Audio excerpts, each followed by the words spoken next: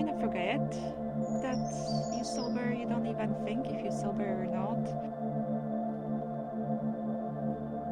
Everybody just lets themselves go and express, using your body, somatic expression, letting the light in, but letting go of all that self-talk and self-consciousness and, self-pity and just self, it's all about me. It's not all about anyone there, You don't need to reach for something outside to bring you that joy and that freedom and that excitement and that liberation. It is really all about the movement and the body. It's not about the head. And the medicine is in the movement.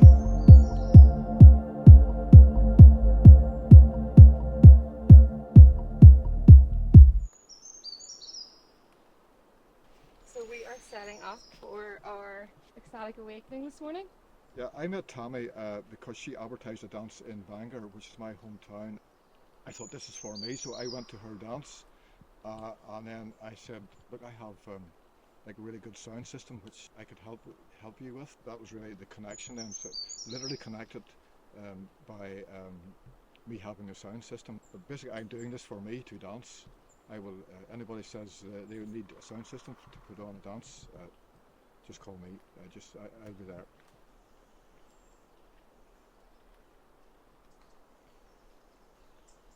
We go here for this a live speaker system because it's also important, like for my days as a raver as well, that you feel the music, that you feel the bass, and in the outdoors you need a lot of volume because your sound can't get washed out.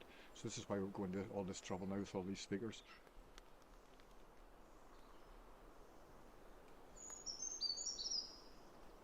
I don't know if it's, British and Irish culture, that you need to have 5 or 6 drinks to be able to get up and dance.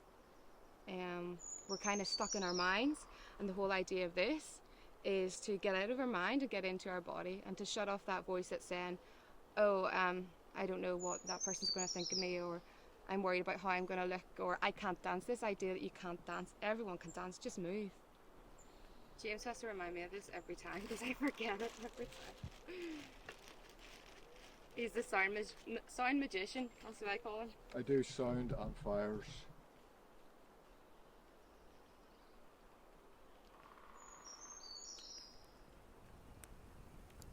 I myself, at approximately age 45, had a kind of like revival in my life, where I went to a jazz festival in a nearby town, and there was a ska reggae band playing there, and I suddenly found my feet moving and dancing, and I thought, well, I can still do this. I'm going to now start going out, but by this stage I had stopped smoking and drinking because both things for me went together. So I was basically doing that on water in public, even before ecstatic dance or conscious dancing. So and then I proceeded to go out all the time. I actually got a reputation in some of the clubs in Belfast where they let me in free because I would energise the dance floor. So we've got people arriving in about 15 minutes, and I always like to make sure that we have like fire lit music on. We've got new people coming today as well, but they're willing to give something new a try, and they've seen the idea of it online, and they're like, okay, let's do it. Why not dance at 7 a.m. in the woods?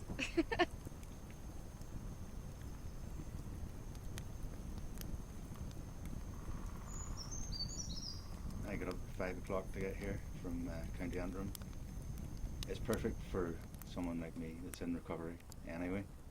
Gives me a chance to reconnect parts of my own spirit and soul that were lost in the madness of 2.5 decades of drinking and substance use. We live in a bit of an inverted world where we're deemed crazy because we want to dance without anything. But yeah, call us crazy. We love it. So.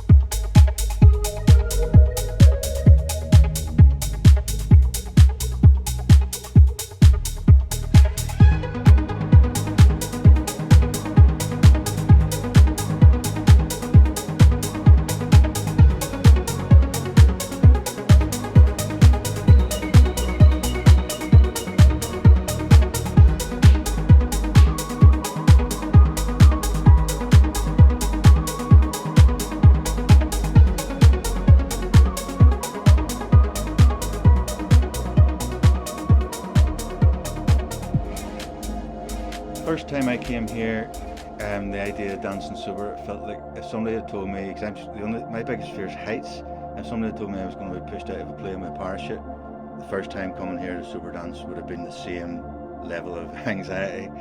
But you know what, within, I just reminded myself, we're here to live,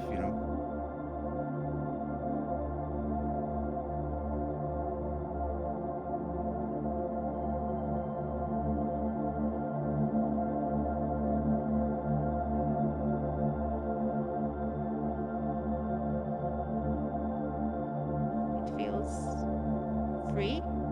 I go to the event when people dance so freely that it's unbelievable and it's contagious.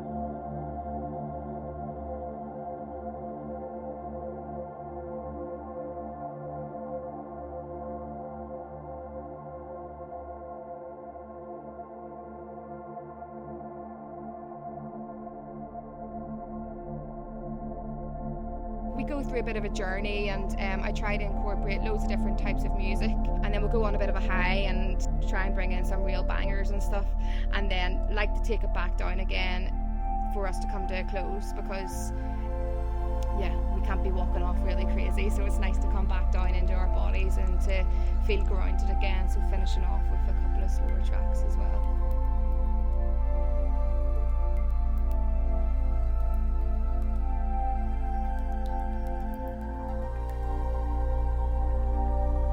Here, as I say, it's like one part for me of a process of a spiritual fellowship and learning, and about different spiritual traditions as well, and psychology, Jungian psychology, and so on as well. I mean, like, why would you, not want to know who you really are?